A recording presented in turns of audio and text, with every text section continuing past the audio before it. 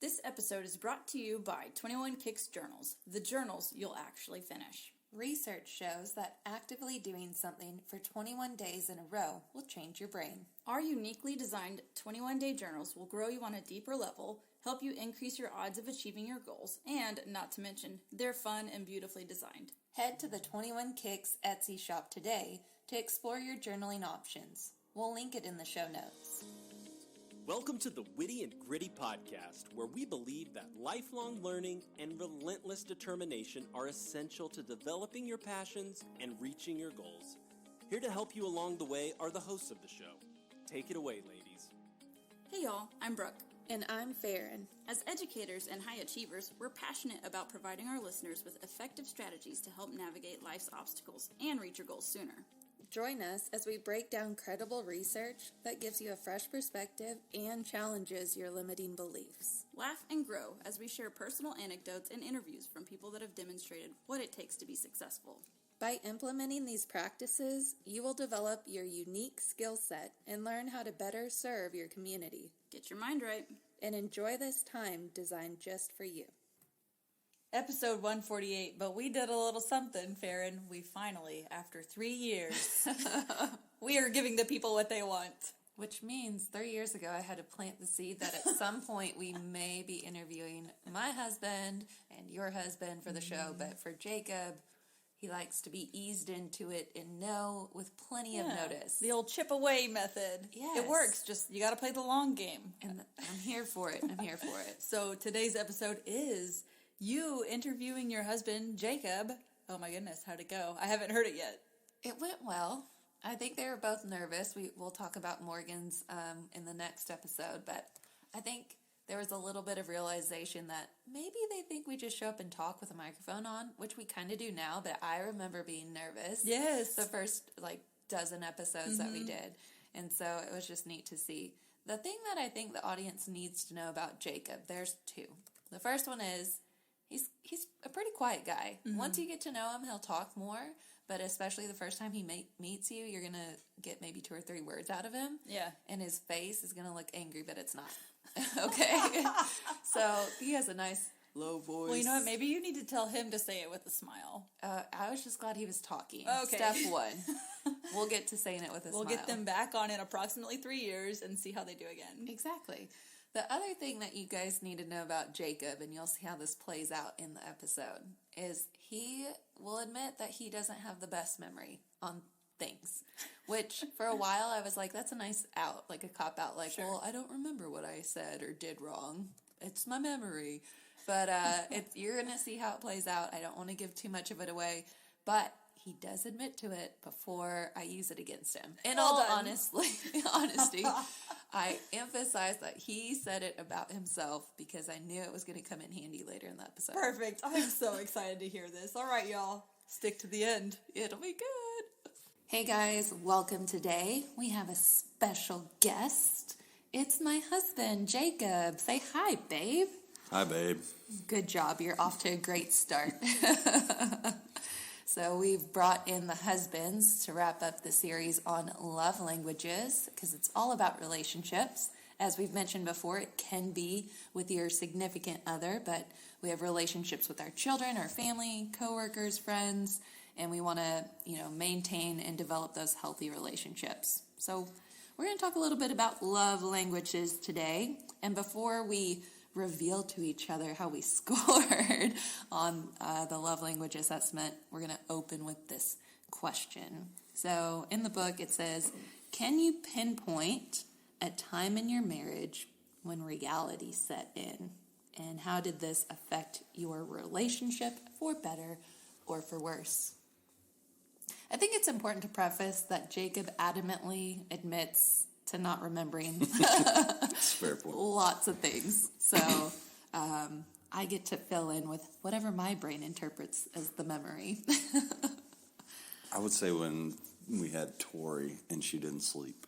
Oh my gosh, that was reality. That was a lot of sacrifice, and you took the brunt of a lot of that because I couldn't handle the crying, and you're like, I can handle the crying, but I gotta sleep at some point.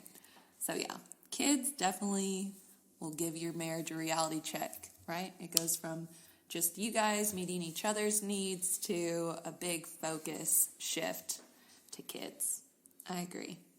I think even just being pregnant and then moving 2 weeks before having Yeah, the there was a baby. lot going on. A lot of transitions, and that's how we live our life. We have a lot of transitions all at once, and then nothing for a few years, and then a bunch all at once. So, all right. See, you're doing great. So far, question 1, done. What was your lowest, and the audience already knows what, we did this a while back. So we were in a church group, and it was young married couples, so we did this as a book study in our church group, and so we took this test 10 or 11 years ago. And so I have already told them what you scored on the first go around. Now, you're making the face that you don't remember. No, I don't remember. Which we already established that fact about you. You have many great qualities. I would count this as a good one, too. So, yeah, you can forget past transgressions. So, there we go. So, what was your lowest? Receiving gifts. And you know what, folks? I knew it. You know what you scored the highest on the first time? Acts of service, for sure. Receiving gifts. No, there's no Yes. way. Absolutely Yes, no. you, There's yes, not. yes. The reason I remember it was so traumatic because you are the guy that says, "Don't get me a birthday present. I would rather know that we saved the money." Like There's you've no way. said that before. There's no way. You did, and I was appalled, and so I didn't speak much during this session because I was like, This didn't happen. "Who did I even marry? I don't know." This didn't happen. I told the audience; they already know, so it's fact. You don't have a good memory. I got 0 on that. 0. Okay. Well, I also got 0. That was my lowest. Now, not to say, like, you do a really good job of getting me a card. Like, that is something for birthdays, anniversaries, and It's Valentine's because I got in Day. trouble one time, and I do remember. Well, and yes, it's just, and you always write in your card, too, that you might not be the best at verbalizing how you feel, and that's why I love cards, because you pick it out, and then I look at those words as your feelings. So choose wisely. I do. You do a great job getting cards. But yeah, that was a learning curve. I am guilty of thinking that he can read my mind because sometimes he does. Oftentimes he does, which isn't really fair to him. But yeah, so you do good with that. All right, so so then what was your highest? Words of affirmation. Awesome. Mine were pretty even. I was going to say all of mine are even, the rest of them. Okay. Except for quality time. So mine was 9 and then 777. Mine was 10, 4, 8, 8. Oh my. So I don't care about spending quality time with you. And here we are. Guess what my highest scoring was? My highest one was quality time. So that's just lovely. Okay, let's share about how our marriage works so well despite these difference in scores. Okay, well, we'll do a deeper dive when we get to those chapters. But the first one is on words of affirmation. So it says, what would you most like to hear your spouse say to you? Mine is, you want to go out for dinner? That's a really great phrase to hear. Supportive. Supportive, encouraging. Yeah. You have a line of work that requires a lot of,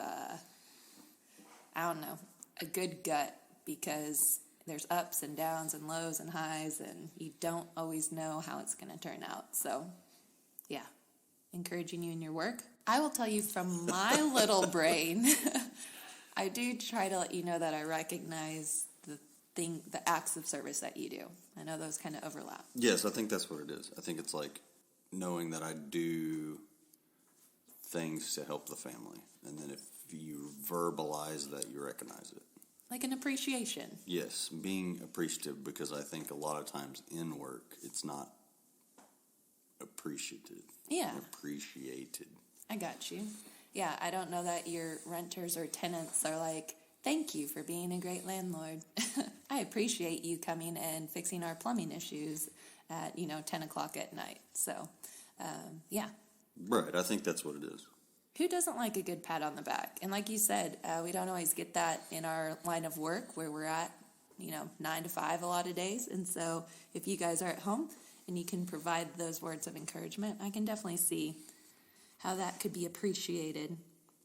I also like to hear when you acknowledge things I'm doing. And I feel like here lately there's times I feel like big mom fails or big mom guilt, and you're quick to kind of put that negative self-talk or, those lies to rest. You're just encouraging, especially in my role as a mom, trying to navigate these kids' lives and raise them right. So that's some recent examples that I can think of. But any attaboys always are uplifting and encouraging. The next chapter, it says, what in your marriage detracts you from spending quality time, aside from the fact that it's your second to least expressive love language? Kids and work? Yeah, ding, ding, ding. I think those are pretty straightforward. I think if we had a babysitter we're coming into where we could use a babysitter and actually get away from the kids, and they would be okay. Yeah, I agree. Having kind of that steady, reliable sitter. I don't know what it is. We haven't really found one, but I think part of it is we don't have or take the time to actively search for one. But yeah, the kids are getting older too, and so leaving them with the sitter isn't as nerve-wracking or work to prepare or whatever. I think we're also both homebodies and want to stay at home. Yeah. But I think now even both of our schedules are kind of clearing up or becoming more where we could actually do it. And maybe in 10 years, quality time will be my number one. You'll be like, it's the 10-year episode. Receiving gifts was never a thing. Oh my gosh. I would never want a gift, ever. Not 10 years ago. You know what? I'm going to try to find the book where we were. I know where it's at. Okay. We'll settle this. She's lying, folks. Lies. Wow. Heard it here first. There is research to show that, we kind of twist our memories a little bit. See, she's wrong. I know. I said that, we're getting the it's old group back together and we're going to discuss. I remember. Never, no. Next chapter. Will you just say 100%? 100%. Okay, because every time you say that, you're 100% wrong. Okay, whatever. Anyways, no, I like your point, though, about things that detract us, because I think I've said that before, too, that by the time we have time, we're so exhausted from putting in to our jobs and our kids that if we had the choice, we just want them to go to bed early so we can go to bed early and, again, be homebodies. But, yeah, that's good. I don't know that I would have had that perspective, but you're right. Our schedules and our lives, we're still working really hard. But I do feel like we're having a little more energy to go out and do things. And I can't sit unless I'm... That is another good thing to let them know. Yes, I call him a thumb twiddler, or that he likes to piddle. But I also give you credit that it is for my benefit, because we're going to get to acts of service, but your inabilities to sit still results in several acts of service, which I also appreciate and don't want you to stop doing. So right. I just can't. I can't sit and watch TV if there's other things to be done. Things aren't comfortable if there are things on my mind that I need to do physically, and if I sit for a long time, if I have to do computer work for a few hours, it drives me insane, and I have to go outside and I have to do something. Yes. I think I can picture your mom, like, you being upset, like when one of our kids is upset, and her just being like, do you need to go outside? Yes. Well, I tell our kids that. I just tell them, y'all go outside. Yeah. Just go outside. And I think that is probably very true. Yeah. I think one thing, just hearing you say that, is where we live now, it lends itself well to taking walks. And so we've had some good conversations, again, not deep or whatever, but just where we get to finish a complete thought. There's still interruptions because the kids join us most of the time, but that's a win-win situation. You're out walking around, I'm getting some exercise, but that could be what quality time looks like even for me. And then we've been more intentional lately, too, about trying to have, like, a breakfast date. So finding time in our work week, the weekend before the week, to try to pick a day to go. And again, we could sit here at home, but even if it's not a literal interruption of a kid, I think, at least for me, right now I have a list of everything I'm going to do as soon as we're done with this. And Right. It can be a little distracting.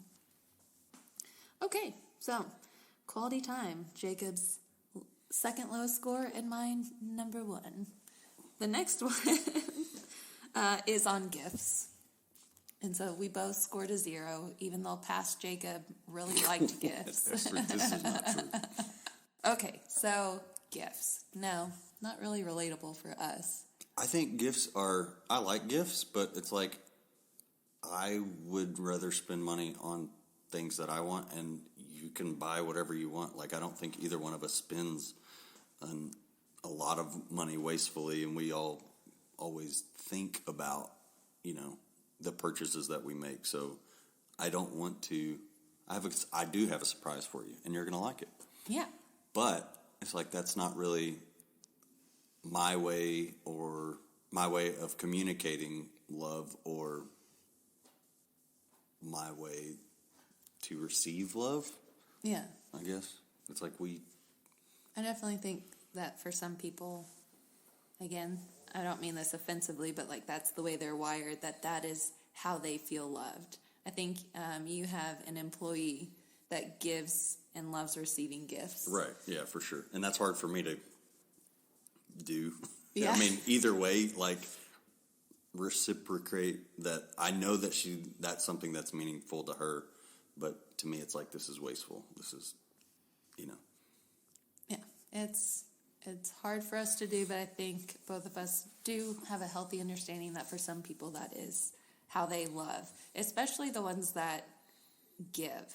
I can see that like in giving my time, or you give a lot of your time and your skill set. So I think we give people gift of time and energy, but not so much. Right. I will give anybody time, Just not as a quality service. time.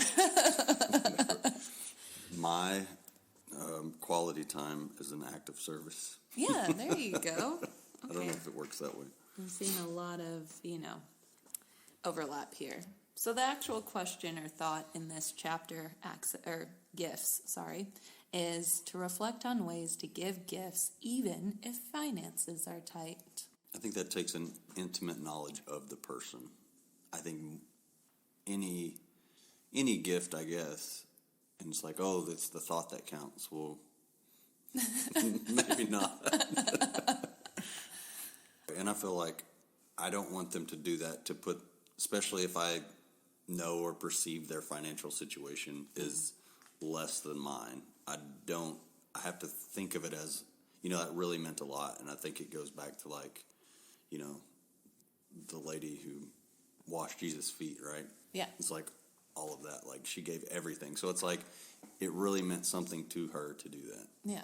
And so I don't know if you can relate to this, and maybe I need to do some work on myself here, but if someone gets me a gift, then I'm like, oh man, are we starting something here? Absolutely not. Where Absolutely then it's not. like, okay, so they gave me a gift, and now are they hoping that I get them a gift? Because is that their love language? And crap, that's like, I don't get that, and I'm not great at it. Child's birthday presents, we're really good at picking. Well, people have told us. They could be lying, but we think we're pretty good at buying birthday and Christmas gifts for kids, but trying to pick out gifts for adults is challenging.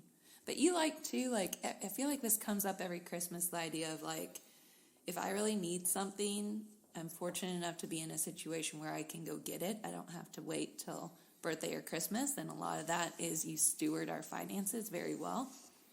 But the other thing is like, if I see something and think of somebody, I'll pick it up and I'll give it to them. But that doesn't always happen to fall around Christmas, and so then you're... Right, and I think you're good at like, oh, this person mentioned this in a conversation, and I know that would help them out. So you do really, really good with that part of it. But just going back and reiterating, if somebody buys you a gift, you don't owe them anything. Like, if they are giving you a gift, it should be from their heart, or they're just trying to manipulate you or a situation, or they're doing it for other reasons other than a love language, so I don't care. Like, if you buy me a gift, thank you very much. I'm not buying you one unless I think that you would use something. Yeah. I mean, like... No, that's good. Because when I buy people gifts, I am not giving them a gift under the premise that they better get me one back. So, yeah. For sure. So if you guys ever receive a gift from Jacob Drew, you should feel very fortunate. Whatever. Gift, like a physical gift, but again, you are very giving in lots of other ways. So, all right, the next one is acts of service. It says many acts of service will involve household chores, but not all. What are some non-chore ways of serving your mate? Hey, when you put gas in my car, that is in the top probably 3 acts of service. Absolutely. It's really an act of service for me, so I don't have to pick you up on the side of the road when you forget to get gas. Well, there you go. Self-serving. I like it. No, I'm just kidding. Also, when you kill bugs or take care of gross things. No, that's... But now Brianna is also trained, so Yes. I have a backup for when you're not around. For when I die. I didn't say that, you did. Another act of service. If kids throw up, you're pretty good at cleaning up the throw up, and I clean up the kid. So I appreciate that.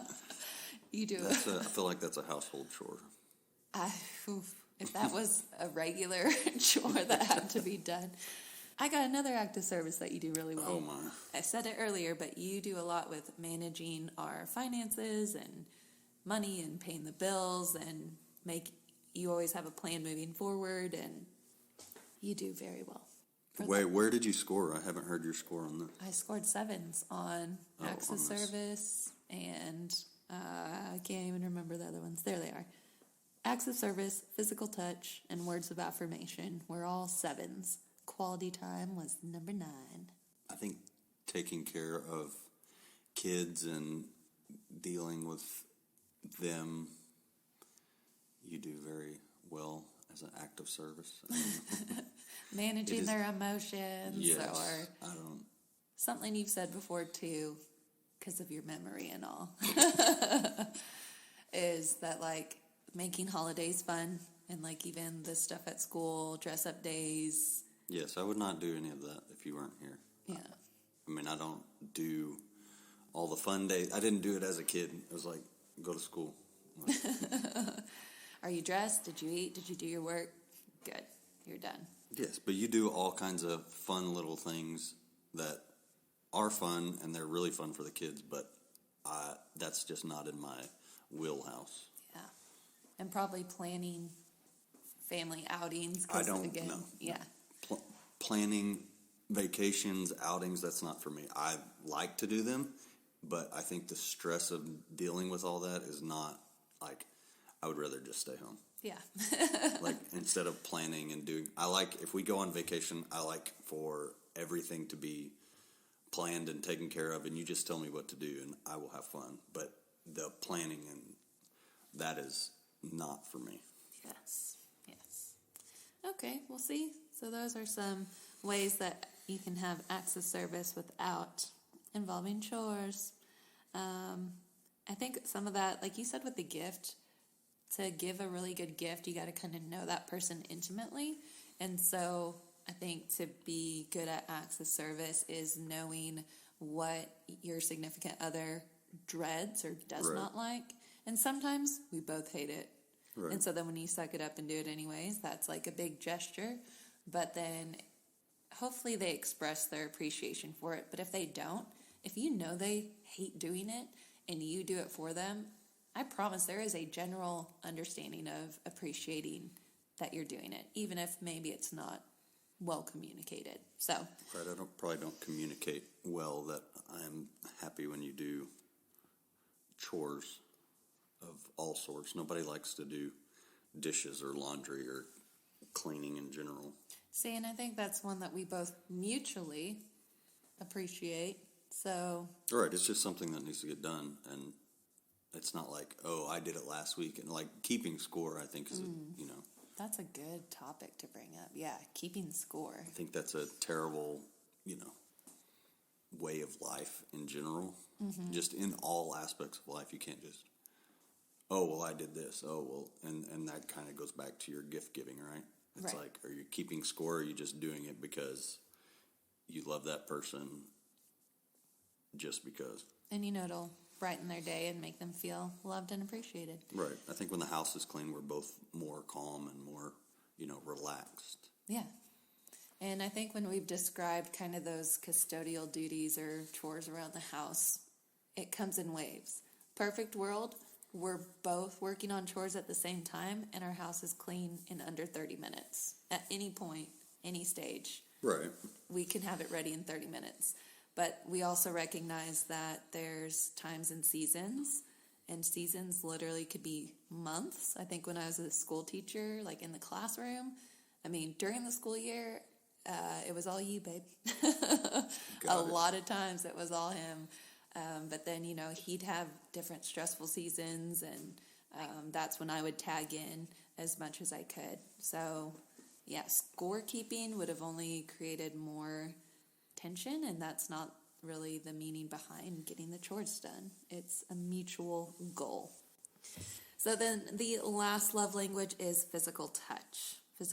So that was your other 8? Yes. Okay. And then, of course, mine's a 7. It says, recall some non-sexual touching times that enhanced intimacy between the two of you. What made these special? Now, before you answer, I have to tell you what just happened. Hopefully Brooke and her awesome editing skills took this out, but I skipped a question. And so it says, what does your spouse do to make them feel more significant? And then you pointed in the book to physical touch. And I was like, gonna laugh at you? Like, babe. But then I realized you were telling me I skipped a question. Now that could be part of your answer. Right. But you said non-sexual physical touch. Non-sexual physical touch. I feel like all physical touches from you are sexual. Yes. I have shared, of course, we talked about this chapter, that I do like touch. And one thing, let's take it way back, babe. When we first... I don't remember. I can already tell you that. Yeah, see, he's got, it's an out card. When we first started dating, and I don't even know if we were, official, but walking around the college campus, as soon as we would, meet up, you'd hold my hand. Everywhere we walked, you'd hold my hand. There was none of that awkward movie theater where, you put your arm on the armrest, and then you kind of stretch your pinky out, and then, is he going to hold my hand? No. You were just very confident, and I love that, you were going to walk around and hold my hand. And maybe you were like, yeah, because then the guys know. That's right. I got a mark in my territory. Ew. I could have peed on you. No urine was involved in the marking of a territory. Well, I think, just confidence in that. It was attractive, and here we are today. That's right. Be confident. You do. You do not lack confidence, that's for sure. I don't know. I think, last night I was cooking dinner, and you massaged my neck. Yes. So I do like looking at your backside. And so we're both in the kitchen. I'm trying to get the kids' meals. He's finishing up our delicious chili that we had last night. And, just as I run a plate to the table, I'll, rub his back, rub my hand down his back.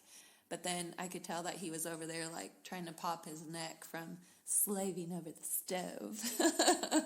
And so then I just came up and I was rubbing his shoulders. And again, that took, I guess, that back to that awareness or knowing you on an intimate level to know that, washing dishes or being over the stove really kills both of our backs and even our upper back. So it's a reflex these days. It's not like I really had this whole thought process, but for those of you that maybe physical touch is not your love language, but it's your partner's, there are signs and signals, right? Body language to right. tell. And I don't know that I would say my love language is physical touch, because most of the time I just don't want to be touched.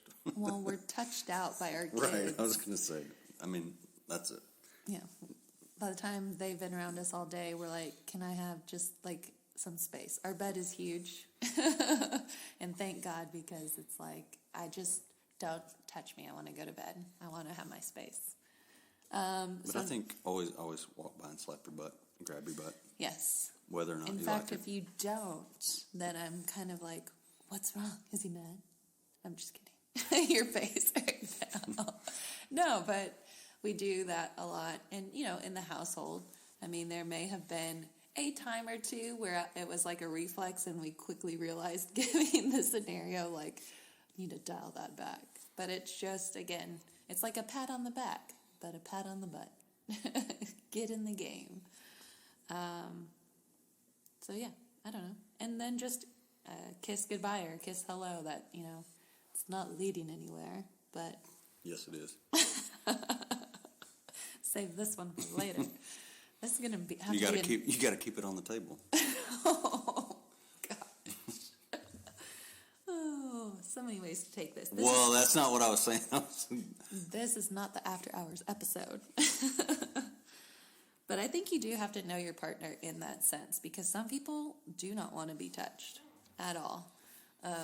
But to me, the small touching gestures, I mean, even when we're at church and we're singing and you just like put your hand around my waist during a song, or when we're praying and you grab my hand. I think holding hands, like, my hands get hot. Oh, my hands swell. Like, it's like, I'll hold your wrist. So I'm a hot box, is how he'll describe it, like just a heater. I radiate heat. Yes. Even though I'm constantly cold. Not sure what's happening there. Any doctors in the audience? But yeah. So nowadays you don't tolerate the hot hands. I will hold your hand for a minute. It's just not going to be... I've already marked my territory. I don't need to hold your hand. That's what I'm saying. There's a ring on my finger, so now he doesn't have to hold my hand. I see what you did there. I'll hold your butt. That is accurate. Yes, you will. Okay. On that note, let's advance to the next question. What does your spouse do to make you feel more significant? Conversations and quality time. And it's not that I don't feel like you value me, but I think there's times where we're both crazy busy and like ships passing in the night is the phrase people will say. And so if we go too long without having, again, it doesn't have to be a deep conversation, but just quality time where we're having a conversation beyond who's taking the kids, who's picking them up, what's for dinner, what did I need to get from the store. I can kind of feel like invisible or like disconnected, but it's not me thinking he doesn't love me anymore or we're having marital problems. It's just that disconnect that I know can kind of eat at my heart.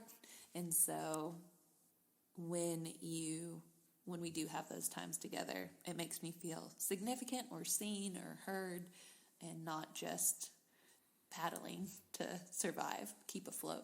Yeah, but I think you're going to have those situations in and out all through life. And I mean, it's like knowing that we're going in the same direction is always, we're on the same team no matter what. And I think we both know that. But like when you do acts of service, I don't need you to talk to me. We don't have time for that. Right. It's just like if we're moving towards a common goal and, the dishes are piling up and you take care of it. Like, to me, that's like, thank you. That's good. We're going in the right direction. You love me. That's to me, something that, or, taking care of the kids or doing something, Yes, 2 thoughts. I hope I remember both of them. We'll see. But I think we just had a love series at our church that we attend, and it's kind of that filling in the gap. So when a thought comes into your mind, does your mind go to worst case scenario or the negative, or like a suspicion? But I think you and I do a good job of when you are really busy and then you're exhausted, I'm not going to ask if you want to go on a date that night. And it's the thought or suspicion could be he is just busy and doesn't want to make time for me because he doesn't care. And it's like, whoa. Let's fill in that suspicion or that gap with knowing, like you said, we're on the same team. We have the same goals and kind of, shifting your perspective. Hey, he's providing so that way we can go and plan family trips. And, that costs money, it turns out. I think the other thing is neither of us like to probably be told to do it. I mean, that doesn't Told to mean do like chores. If we ask, I think when we've nobody tells me what to do. whatever, Gabby does. It's true. I don't know. I'm trying to think of how to explain this because there are times that I have asked. I don't expect, again, it's not fair to ask someone to read your mind, but I don't just bark orders at you, I guess. So in those times when life's crazy busy and there's a pile of dishes, again, I don't feel the suspicion in of, well, he's not doing the dishes because he just expects me to do it. And hey, I'm over here busy too. We both can go to sleep with a sink full of dishes, knowing that eventually it'll get done. And again, not being like, how come you didn't do the dishes? It would have really helped if you did. We're able to step back and take kind of a broader perspective on custodial duties. So Acts of service being affirmed, or when things are hard. I think the words of affirmation help during hard times or difficult. And I don't know. I don't say that we're having difficult times in life, but just like that is always. I think everybody has bad days, right? So when there are words of affirmation doing something, or like, I see you doing this, you know. yeah, you wouldn't want me to just like blow smoke or Yeah, I would tell you to. Cheesy rah affirmations. Yeah, I don't do that. So I think that's what you're saying, right? That like when you are grinding it out or having a bad day and you need or would like maybe words of affirmation, and I don't know that you'd even express that hey, I'm having a bad day, can you cheer me up? Like you would never word it that way, but meaningful affirmation, tying it to something that's actually happening or going on and not just to. Yeah, I think the words of affirmation takes your mind off of whatever you are. You know, I think in everyone's mind, you are harder on yourself. So it's like a word of affirmation gets you out of like, oh, yeah, that's not really that bad. Or, yeah, you know. Yeah, you do that really well. Just hearing you explain it in that way. Like if I'm stressed out or having anxiety, worrying about something, you can make a comment, not like get over it, right? That wouldn't be very helpful. But instead, you do a good job of like calming me down and helping me take a bigger step back and seeing like big picture. It might not change the situation, but it's encouraging and helps. For me, it helps put things back into perspective. And a lot of times this job is really important. However, family and life and your health, and it'll get better. Remember when you got better at the other thing, or you'll figure it out. Remember how many other things you figured out. So I like those encouraging words. Yeah, I mean, I think there's a lot of times that you don't want to do things, right? I mean, custodial things.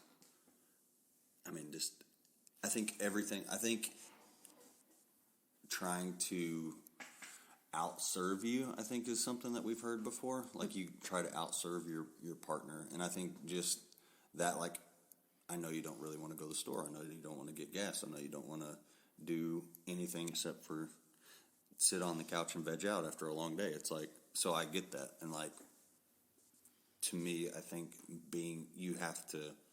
I have to be a leader of the house and doing whatever it is, even if I don't like taking out the trash, I don't like cleaning the toilets, I don't like fixing nasty stuff. But it's like, I know that, that is my role, or I assume the role to do all those things. And so I think you see that. So. Mm-hmm. I definitely, the way that you serve me or live your life or provide for your family, I will tell you that I always have the feeling of I'm going to be okay, or that I'm taken care of because of how you do what you do. So that's something that I don't take for granted. I think we have a lot of trust and respect with our relationship, and I think the foundation of that is knowing that at the end of the day, you take good care of us. So yeah, I think honestly, dealing with the kids on every level, just emotional and you're supportive of them. Like, to me, that's not me. Like, I don't. I have my limits too. And I do want the audience to know that you are a phenomenal dad.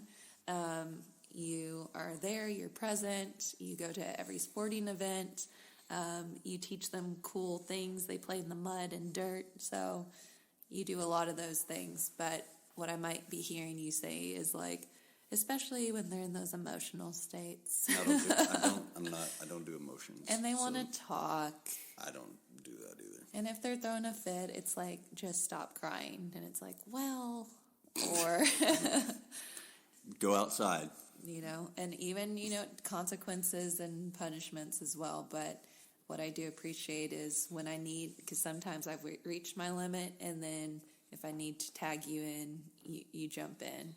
And I think we have different parenting styles. Yeah. The good cop, bad cop, and sometimes I'm the good cop, and sometimes I'm the good cop. So. Yeah, that's okay. I don't mind being bad cop because they'll grow up and tell you, my parents did this. Right, I think it doesn't matter. I think as long as we're growing good humans, I think we're... Yeah, I'm never going to do what my mom did, right? We could all probably say that about our parents, and then it's just a flip-flop kind of action there. But yeah, so I do try to take on that side of things. But it would be wrong if the audience thought you weren't involved or didn't contribute, because you pull a lot of weight in the parenting department. I don't care what they think about me. I already know. Confidence. And this is my husband, Jacob DeVrew. All right. Any advice that you would give a couple that maybe isn't feeling on the same page, or one of the spouses isn't feeling loved? I feel like I'm a little troll and Frozen, if I'm a love expert. Oh, yeah. Okay, sorry. That's our life, guys. Disney all the time. I think the whole thing about trying to outserve someone, like I don't think even if you score the lowest on acts of service, I think like everyone needs stuff done, like chores, custodial thing. Nobody likes to do it.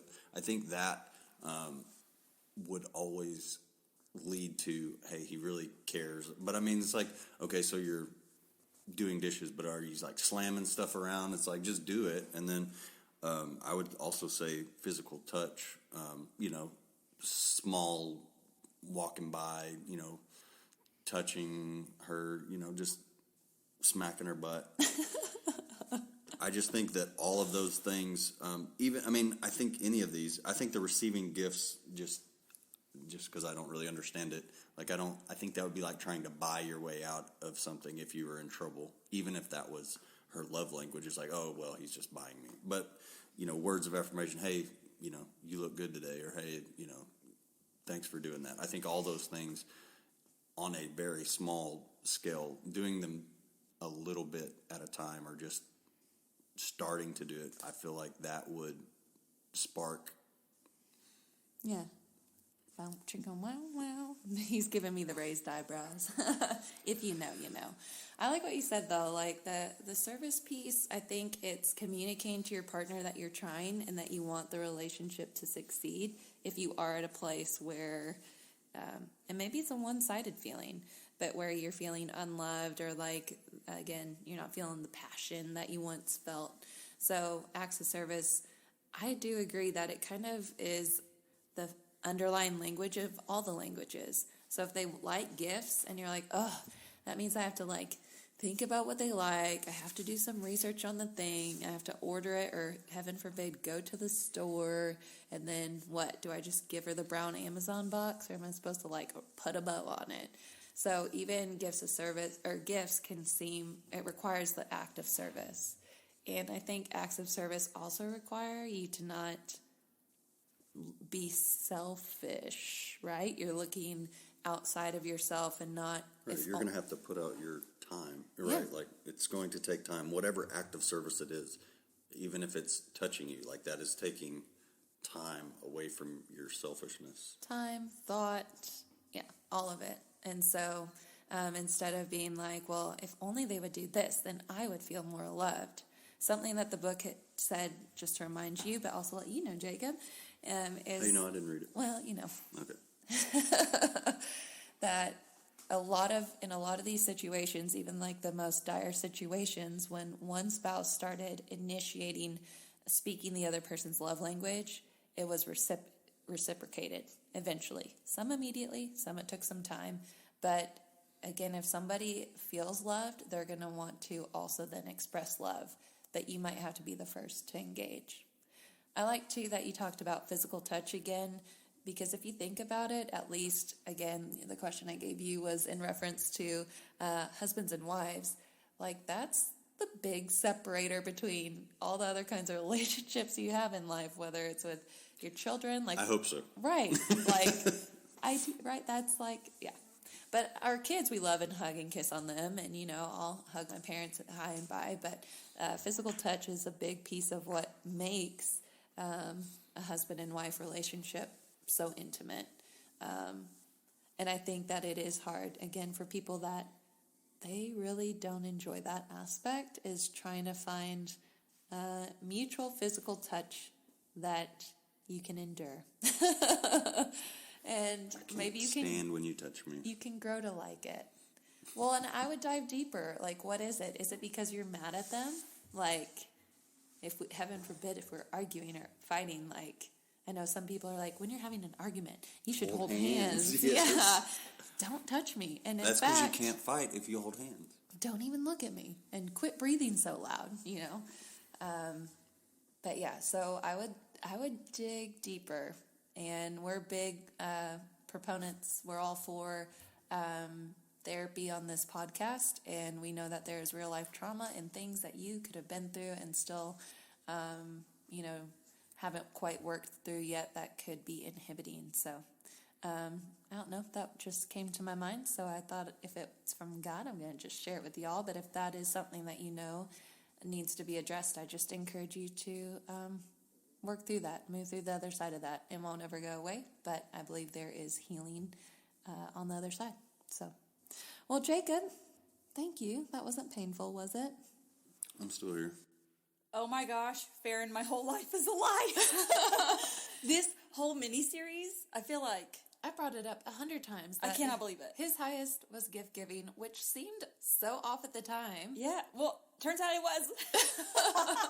But how do you tell someone you're wrong about your love language, you know? You don't know yourself. I know you.